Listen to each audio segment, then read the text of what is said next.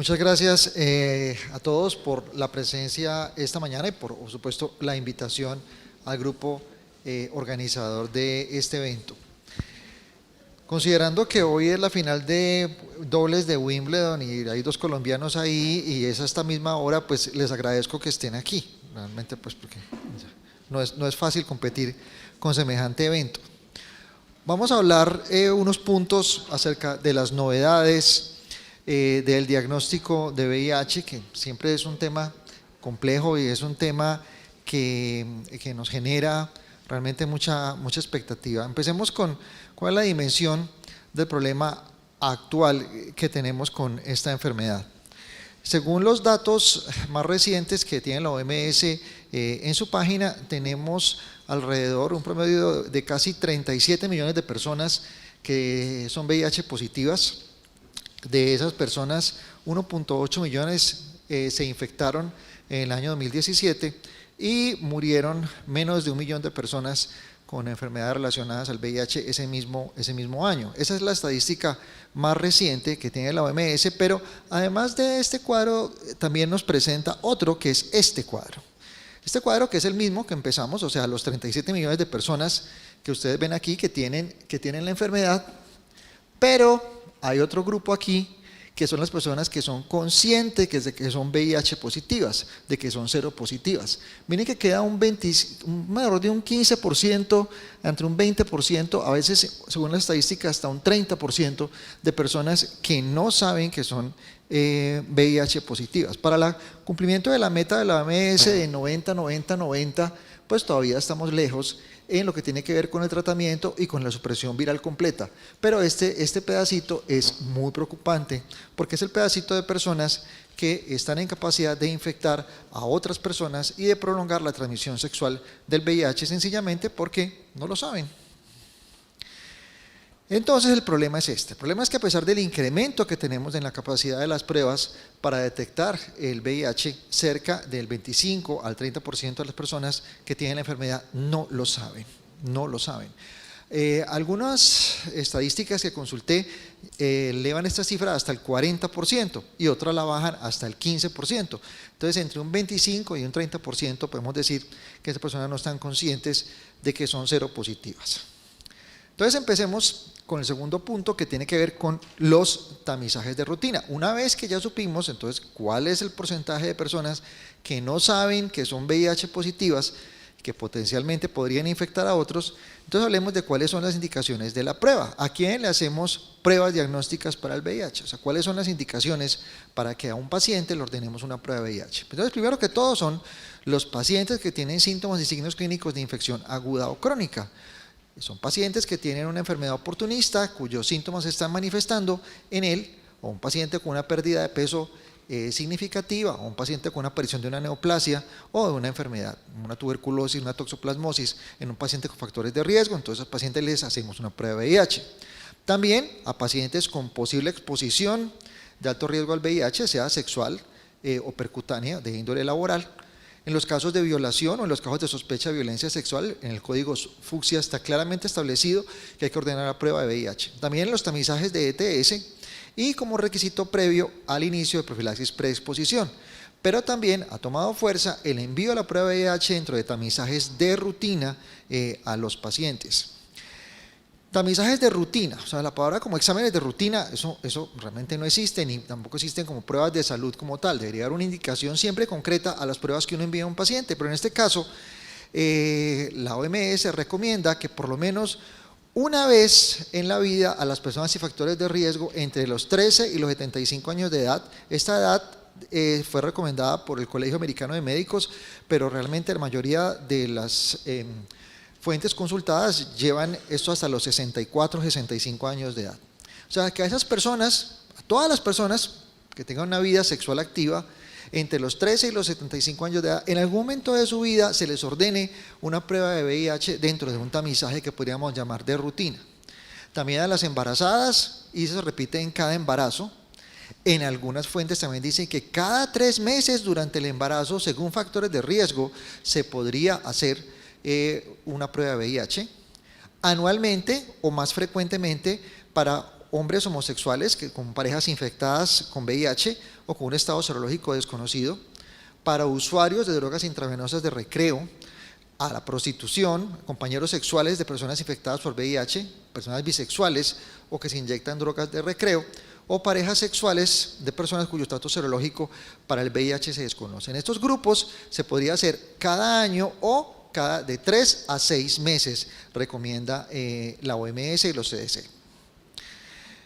Miren, este es un artículo de JAMA del mes pasado, de junio 18, en el que habla el Task Force de Prevención del Sistema Nacional de Salud de los Estados Unidos, se refiere a ese tema, el tamizaje del VIH, actualiza las guías del año 2013, y si en las guías del año 2013 recomendaban que entre los 15 y los 65 años de edad se le hiciera tamizaje de VIH a todas las personas por lo menos una vez en la vida, pues esta recomendación actual confirma esa recomendación con el mismo grupo de edad, y que personas más jóvenes o personas adultos, dependiendo de mayores de esa edad, se les podría hacer dependiendo pues de sus factores de riesgo. Entonces es claro que hay una recomendación sobre el tamizaje de personas aparentemente sin factores de riesgo dentro de un esquema de exámenes de rutina. ¿Por qué y para qué entonces un tamizaje de rutina al VIH? Primero, por supuesto, para identificar y tratar tempranamente a los pacientes. Mientras más temprano tratemos al paciente, pues mejor va a ser, y vamos a evitar la transmisión sexual del VIH, que es uno, digamos, de los puntos más claros ahora en términos de diagnóstico. El diagnóstico del VIH se trata de hacer lo más precozmente posible para minimizar la transmisión sexual de esta enfermedad.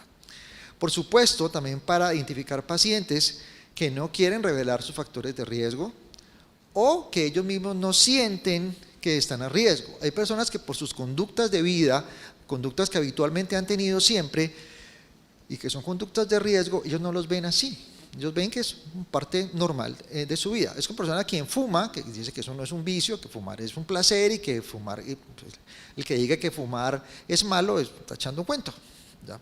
O simplemente no hacen caso a eso. Y también se envía un tamizaje de rutina porque la consejería previa al envío de la prueba es tiempo demandante y muchas veces no se hace adecuadamente. Por supuesto, el tamizaje de rutina no se hace en secreto. Al paciente hay que decirle, advertirle claramente y firmar un consentimiento informado respecto a que se le va a hacer esa prueba. ¿Y está funcionando el tamizaje de rutina en VIH? Era una pregunta que yo me decía, bueno, entonces se envió, se recomienda, se está haciendo, ¿y cuánto se está haciendo? En el año 2017 reportaron que el 46% de las personas entre los 13 y los 65 años de edad reportaron haberse hecho alguna vez una prueba diagnóstica para VIH. Me llama la atención que aparece en las publicaciones, en 3 publicaciones diferentes, aparece como que solo el 46%. Me parece que ese solo realmente es alto, pero ellos pretenden obviamente una cifra mucho mayor.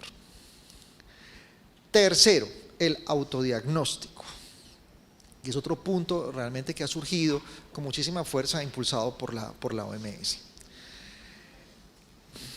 ¿Qué es el autodiagnóstico según la OMS y según pues, las definiciones que tenemos en la actualidad? Se los traje en inglés directamente como porque esto no debe generar como interpretaciones lingüísticas diferentes o traducciones alternas. Este es el examen que una persona se hace en privado en su casa y que obtiene un resultado él mismo en su casa en privado, ¿sí?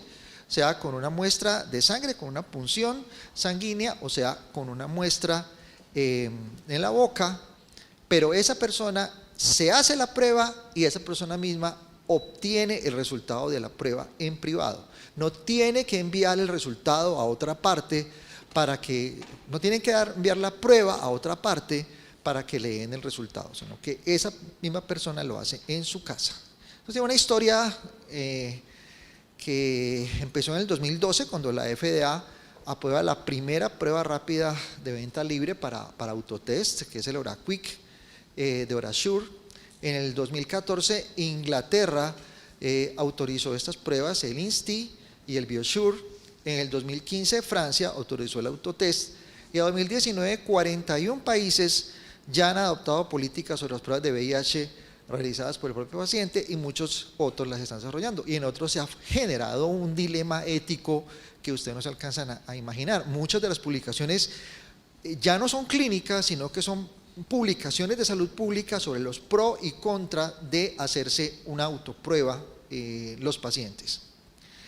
Aquí está la publicación más reciente de la OMS sobre el tema, que es del año 2017 y trae las recomendaciones vigentes sobre cómo se hace el autotest sobre el VIH. Y algunas guías de evidencia que trae la OMS sobre la importancia que ha tenido hacerse esta prueba. Ustedes bien saben que muchas personas tienen un estigma frente a esta enfermedad y que no son capaces de hacerse una prueba porque, aunque quizás tengan factores de riesgo o teman estar enfermos, el hecho de constatar que están enfermos del VIH y de hacerlo públicamente en un laboratorio ante otra persona que le hizo la prueba, pues no se siente bien para esto. Entonces, el autotest ha generado un clima de confianza y de tranquilidad frente al paciente que ha hecho que se generen muchos más diagnósticos. Esto es lo que tenía la OMS. Sin embargo, me puse a averiguar en publicaciones independientes qué ha pasado con el autotesting, qué ha ocurrido recientemente. Esta publicación es del año 2018, revisó 28 artículos que trataban el tema y por supuesto resaltan las ventajas de la prueba, la privacidad, la facilidad de uso, la conveniencia. Hay, como les dije, una prueba oral y una prueba como punción y por supuesto se prefiere la oral. Los inconvenientes están, claro, el periodo de ventana inmunológica, la falta de acceso a consejería pre y post-test y la falta de habilidad para realizar la prueba. Pero la prueba es tan sencilla de hacer que prácticamente se ha minimizado este último punto. El periodo de ventana inmunológica, pues por supuesto sí, si una persona está muy asustada y se compra una prueba hoy para una relación sexual de riesgo que tuvo ayer, pues por supuesto le va a dar negativa. Quizás el punto más complejo y que lo comparte esta otra publicación, que es, mire que son debates, más que revisiones, son debates sobre el tema, tiene que ver con la consejería pre y post-test. Aquí en este artículo se revisaron 131 artículos en este metaanálisis. De nuevo, como fortalezas de la prueba, está la confidencialidad, está el anonimato, está la conveniencia, la accesibilidad, la satisfacción, la seguridad, la costo-efectividad. Todas son ventajas comunes a estas pruebas, pero los inconvenientes, básicamente, uno que es muy común es la falta de acceso a consejería pre y post-test. Es la gente que le digan, bueno, te vas a hacer esta prueba, sé para qué te la vas a hacer, sepa para qué se la va a hacer, sepa los resultados que le pueden dar. Y si le da positiva, ¿qué? Entonces una persona le da positiva a esta prueba en su casa y entonces, ¿qué? Se muere del pánico, se queda callada, va a la EPS, va ahí, le consulta al médico. ¿Qué hace? ¿Qué tipo de consejería recibe? ¿Sí? Listo, esto ha aumentado el número de diagnósticos. Esto ha generado un clima de confianza frente a la prueba de VIH que no existía antes. Casi que ha duplicado el número de diagnósticos. Pero esto que ha generado en términos de salud pública, es más, esto que ha generado en términos de la pareja del paciente, otro de los aspectos a considerar aquí es eso. O sea, ¿qué pasa con la persona que es pareja sexual de una persona que descubre que es VIH positiva en su casa y que entonces, ¿ahora qué hago? Me quedo callado, ese es el gran secreto de mi vida, que soy VIH positivo y lo descubrí yo mismo, o después de esto soy capaz de ir al médico y decir, miren, soy VIH positivo, ayúdeme, ¿sí? Entonces esos son puntos que estos artículos recientes están considerando como temas bien complejos. Bueno, punto cuarto, las pruebas diagnósticas, y hay un verdadero problema generacional con esto de las pruebas diagnósticas. Aquí la charla pasó de hablar un poquito de la parte de salud pública o de medicina, digamos desde un aspecto general, vamos a irnos ya más centrándonos en las pruebas diagnósticas de VIH como tal. Creo que ustedes todos conocen bien esta dinámica de los marcadores de VIH. Ustedes saben que existe después de la infección un periodo de eclipse en el cual el virus no es detectable. Este periodo de eclipse tiene un promedio de unos 10 a 11 días de duración, después de los cuales aparece el RNA viral como primer marcador que se detecta con pruebas NAT más o menos a los 11 días. Luego aparece el antígeno P24. El antígeno P24 aparece acá, tiene una aparición bimodal, aparece al inicio de la enfermedad, desde el día más o menos 17, y después se determina y vuelve a aparecer ya en la etapa de SIDA. Luego aparece la IgM, luego posteriormente aparece la IgG, más o menos entre los 23 días aparece la IgM y la IgG del virus. Pero lo más curioso es que miren acá, este artículo, que es del año 2017, trae acá las pruebas NAT, cuando aparecen, trae acá el Western blot, que aparece más o menos entre los 40 y los 60 días, pero miren que trae una clasificación diferente a lo que estamos hablando de pruebas de cuarta generación, de tercera generación, de segunda generación, sino que se refiere a pruebas que son sensibles para P24, IgG, IgM, son las de cuarta generación, IgG, IgM, son de tercera generación, estas son las de segunda generación. ¿Ya? Pero me llamó la atención de que se le estaba llamando de otra forma a las pruebas que tradicionalmente conocemos como pruebas de varias generaciones. Este es un gráfico que, digamos que el gráfico que más habitualmente conocemos, es el limográfico. Aquí está el periodo de eclipse, la aparición del RNA plasmático, la aparición del P24 y la aparición de los anticuerpos contra el VIH, iniciando con la IgM y posteriormente con la IgG. Miren por aquí, los ensayos de primera generación, los ELISAs de primera generación, detectaban más o menos a los 50 días, los de segunda generación casi a los 40 días, ambos detectando IgG, los de tercera generación con detección de anticuerpos más o menos desde el día 23, detectando IgM e IgG, y los de cuarta generación, que están por acá, son los que detectan simultáneamente P24, antígeno P24, IgM e IgG. Estos son los más recientes, los de cuarta generación. Aquí están las pruebas NAT, las pruebas de ácidos nucleicos, que son más o menos del día 11, que podría dar positiva. Podría dar positiva, ¿ya? Porque tan precozmente es posible que las pruebas aún den indeterminadas.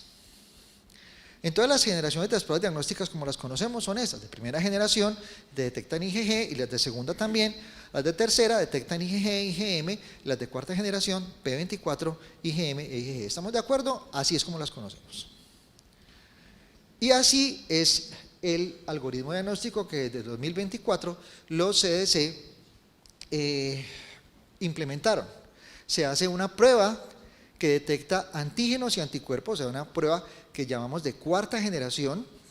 Si esa prueba es negativa, se considera que el paciente es negativo, y se hace después una prueba que diferencia los anticuerpos, diferencia VIH1 y VIH2. Esta es una prueba de segunda generación. Es una prueba de segunda generación, es una prueba rápida de segunda generación, ¿sí? Pero si ustedes se dan cuenta, si ustedes ven esto con detalle, que puede ser VIH1 positiva, VIH2 negativa, VIH1 negativa, VIH2 positiva, ambas positivas o ambas una indeterminada, una o la otra, no corresponde al algoritmo del 2014. Esta es una actualización que se hizo en 2018 porque esta segunda prueba cambió y en la lectura hay la posibilidad entonces de que la prueba nos dé indeterminada. Lo que sigue es si hay una discordancia entre esta de cuarta generación y esta de segunda generación, o sea, si esta da positiva y esta da negativa o indeterminada, entonces se hacen unas pruebas NAT. Si las pruebas NAT dan positiva, se confirma la infección, y si no, se considera negativa la infección contra el VIH. Esto lo conocemos desde 2014 y esta es la versión 2018 de este algoritmo. Los ensayos que conocemos para cuarta generación son estos. Espero haberlos cubierto todos. Si de pronto me faltó alguno o algunos estaban usando alguno que yo no descubrí o no lo puse ahí, por favor, con toda libertad me cuentan, pero esos tenemos inmunoensayos enzimáticos, uno de cuarta y uno de tercera, ambos de Bio-Rad, y de quimioluminiscencia, que es la técnica, digamos, que más estamos usando ahora. Tenemos estas pruebas de cuarta generación, de Bio-Rad, de Abbott, de Siemens, de Roche, de Ortos. Creo que si ustedes trabajan VIH en sus laboratorios, pueden estar en este momento reconociendo alguna de las pruebas que hacen en su laboratorio. No sé, María Isabel, cuál tienen ustedes allá, pero pues supongo que debe ser la de Bio-Rad, seguramente. Bueno.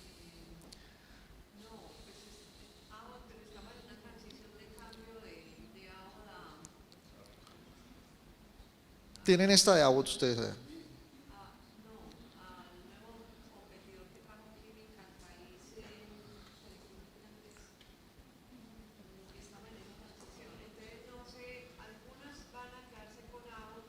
Ajá.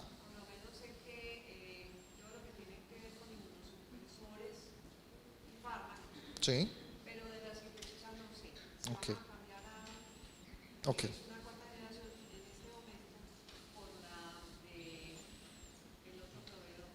Ok. Listo. Aquí están los inmunoensayos que están licenciados por la FDA para el diagnóstico suplementario. Tenemos el ensayo inmunocromatográfico de Bio-Rad, que es el Genius, que esta es la prueba, esta es la segunda prueba del algoritmo. O sea, esta es esta prueba, esta segunda prueba, ¿sí? Esta segunda prueba es el Genius, que es la de Bio-Rad. Y tenemos las pruebas NAT, y en las pruebas NAT está el Aptima HIV. Estas son las pruebas que están, como les digo yo, licenciadas. Sin embargo, hay una nueva taxonomía propuesta para las pruebas diagnósticas. Y surge porque las pruebas rápidas, las pruebas de point of care y las pruebas suplementarias mencionadas no se ajustan bien a esas generaciones. Han aparecido en momentos entre las generaciones o no se acomodan a las generaciones. Y se surgió, no se asusten con la tabla que viene. No se asusten que es una tabla muy maluca, pero no se asusten con ella. Ahí está la propuesta nueva, pero es que uno lanza una propuesta y si con semejante tabla nadie la adopta. Yo pensé, no, que todo el mundo se asusta. Entonces, lo que ellos querían, básicamente, no fuera por generación, sino por espectro de acción. Entonces, existen pruebas que son para el laboratorio, que detectan P24, IgG, IgM, y pruebas las mismas, pero para point of care, o sea, para uso de como pruebas rápidas. Existen las de tercera generación, tanto en laboratorio como pruebas de point of care. Están las de segunda generación, tanto en el laboratorio como point of care, y están las pruebas suplementarias. Así las quieren agrupar y así he visto en la literatura adoptadas ya por algunas publicaciones. No cuarta generación, sino así como la están ustedes viendo, así. No tercera generación, sino así como las están viendo acá. Así es como las veo que están apareciendo. Bueno, quinto punto, una mirada a las pruebas rápidas. ¿Cuál es el lío? En Estados Unidos hasta el 25% de las personas que se hacen una prueba de VIH no la reclaman. Se van muy valientes a hacerse la prueba de VIH, hacen la prueba y esa noche se acuerdan de todo lo que hicieron en la vida, pasan por su mente lo que hicieron, lo que no hicieron, dónde lo hicieron, qué tan borrachos estaban, qué tan conscientes estaban, qué tan fácil cayeron en la tentación, y no reclaman la prueba. Por eso las pruebas rápidas surgen entre el año 2004 y 2009 para usar como en sitios de point of care. Son pruebas que se entregan al paciente en minutos. La mayoría son pruebas de segunda generación y esas pruebas se basan o en inmunocromatografía o en inmunoconcentración.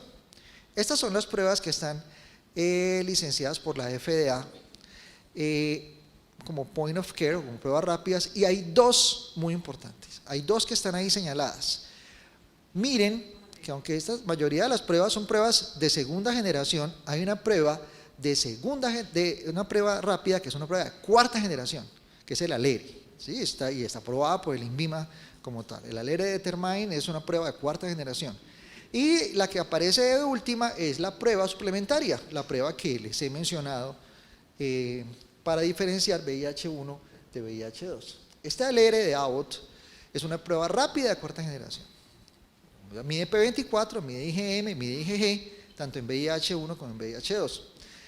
Usada en suero o en plasma, señala la seroconversión de manera más temprana que las pruebas convencionales de tercera generación. Y es una prueba tan interesante que los CDC la anexaron a la parte inicial del protocolo diagnóstico cuando no es posible en un laboratorio hacer una prueba de cuarta generación hecha para laboratorio, no una prueba rápida, sino una prueba de este estilo. Miren, los CDC en 2017 hicieron una actualización técnica en el cual autorizan que se use el Determine como parte inicial del protocolo, o sea, como prueba de cuarta generación que haga el diagnóstico inicial del paciente VIH positivo en sitios donde no haya la facilidad técnica del laboratorio para hacer una prueba convencional de cuarta generación. Se vale hacer una prueba rápida como el Alere Determine.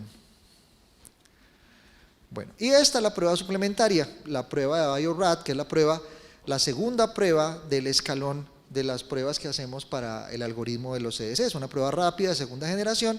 Y cuando los CDC autorizaron o dieron o sacaron ese algoritmo que ustedes conocen, la prueba que se conocía era el multi-spot, también era una prueba de Bio-Rad, y en el 2016 surge esta Genius. Es una técnica inmunocromatográfica, es el segundo paso, ya les mencioné, y identifica o tiene, digamos, como sustrato, 4 antígenos del VIH1 y 2 del VIH2. En el VIH1 está el P24, el P31, el GP41, la GP160, y con el VIH2 está la 36 y la 40. Y la muestra puede ser tanto en sangre entera, como en plasma, como en suero.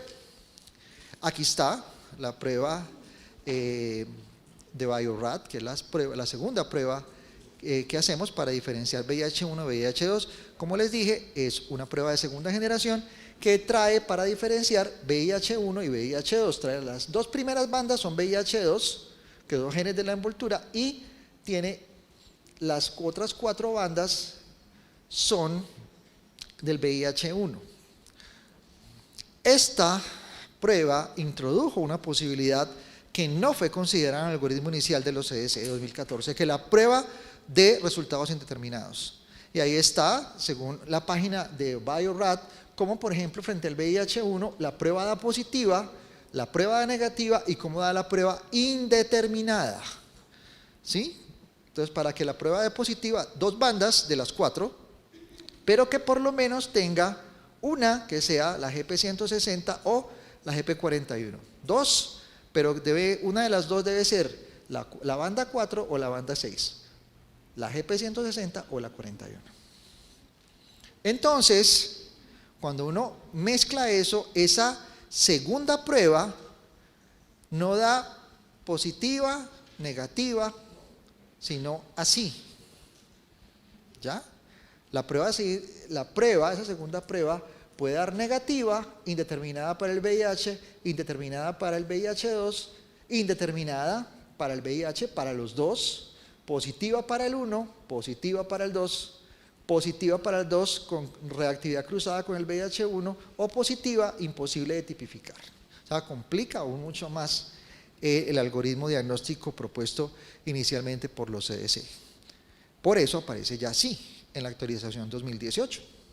Ya no aparece como inicialmente lo teníamos. Sexto, el dilema, tranquilos que solamente son 25, ya vamos por la sexta. El dilema de las pruebas de cuarta generación. Las pruebas positivas de cuarta generación no discriminan si la positividad fue por el P24 o por los anticuerpos, pero hay 2 excepciones.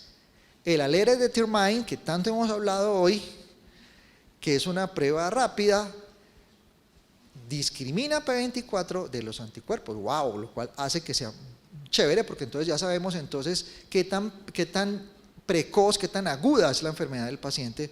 Y también el Bioplex de Bio-Rad también discrimina P24 y los anticuerpos para VIH1 y VIH2. Entonces, tener presente las 2 pruebas que son capaces de discriminar la una de la otra. Séptimo, ¿quién le teme al VIH2?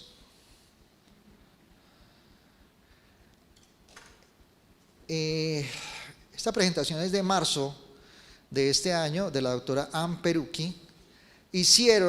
Analizaron, esta fue en la reunión norteamericana de VIH celebrada este año, de la cual me traje estas diapositivas de la doctora Perucchi, donde ella presentó un análisis del algoritmo diagnóstico para VIH actual, haciendo énfasis en la segunda parte del algoritmo, en el que diferencia VIH1 de VIH2 como segunda prueba. Alta carga, bajo rendimiento. Aquí está, entre el año 2012 y 2016 en los Estados Unidos y en 6 áreas de influencia de los Estados Unidos, ¿cuántas pruebas se hicieron para diferenciar VIH1 de VIH2? O sea, la segunda prueba del algoritmo. 114.154 pruebas. ¿A cuántas de esas personas les dio positivo el VIH2 o positivos ambos? A 402 personas, o sea, al 0.2% de las personas. Ella dice que el 99.9% de todas las infecciones diagnosticadas en ese país fueron VIH1 y que el número de diagnósticos de VIH2 permaneció muy bajo. Entonces ella dice que existen unas pruebas aprobadas por la FDA, pruebas sensibles para el diagnóstico de VIH que podrían aligerar, ¿sí?, que podrían llevar a un algoritmo diagnóstico mejorado para el VIH, un algoritmo diagnóstico menos, digamos, elaborado del que existe en la actualidad. Como las pruebas son tan específicas, las pruebas de cuarta generación, se cuestiona el valor diagnóstico que le suma una segunda prueba de anticuerpos. Y que con los pocos reportes de VIH2 no parece que se ameritara que a todas las pruebas de cuarta generación reactivas se les haga una segunda prueba diferencial.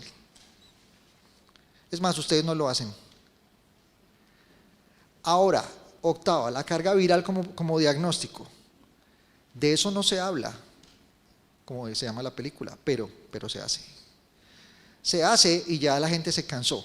Está el doctor Bernard Branson en Infectious Diseases Clinical de Norteamérica de este año, un artículo que aún está en prensa, dice que con la tecnología actual sería más eficiente reversar la secuencia de pruebas de confirmaciones que se tiene después de una prueba reactiva de cuarta generación. Lo mejor sería hacer una carga viral para confirmar el diagnóstico y para contribuir al manejo clínicamente inmediato del paciente. Aquí claramente lo expresa en este párrafo que lo ideal sería hacer una prueba de P24 más IgG e IgM y que posteriormente a eso se haga una prueba de carga viral. Consulté en 2 hospitales de esta ciudad y en un laboratorio muy importante de esta ciudad cuál es el algoritmo que ustedes están teniendo. 2 de ellos me dijeron prueba de cuarta generación más carga viral y otro me dijo prueba de cuarta generación, Western blot y carga viral. No hacen la prueba la segunda prueba de diferenciación. Busqué en repetidas ocasiones carga viral como diagnóstico, uso de la carga viral off-label como diagnóstico y no aparecen publicaciones. Sin embargo, autoridades como el doctor Branson ya están claramente hablando de que esto debería ser la norma y ya ha ocurrido, ya pasó en 2016 con la hepatitis C. Ya, la FDA en el 2016 aprobó la prueba de carga viral contra hepatitis C como diagnóstico.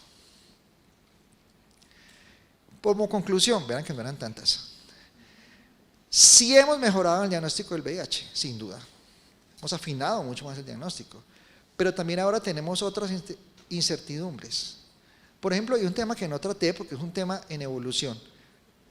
La gente le está dando profilaxis preexposición y se le pide que cada 90 días haga una prueba de VIH para ver si de pronto hizo una seroconversión tomando la profilaxis preexposición y en ese momento se pararía la profilaxis preexposición y se daría ya una terapia antirretroviral completa. Pero ocurre que una persona que está recibiendo profilaxis preexposición con Truvada, el perfil diagnóstico, el perfil serológico cambia y las pruebas son mucho más difíciles de interpretar. O sea, esa prueba que se le hace cada 90 días es una prueba que exige una interpretación diferente, porque el perfil de los anticuerpos y de los antígenos a una persona que está recibiendo Truvada de manera crónica cambia, y eso es otro punto a considerar. Eso era todo. Les agradezco muchísimo a ustedes la participación, la atención, y como dijo el doctor Gustavo, si tienen alguna duda, aquí tengo tanto al doctor Juan Mario para las respuestas, pero nada más ni nada menos que al doctor Javier Díaz aquí presente. Entonces, pues una autoridad mayor en virus que él no hay. Les agradezco mucho. Muchas gracias a ustedes.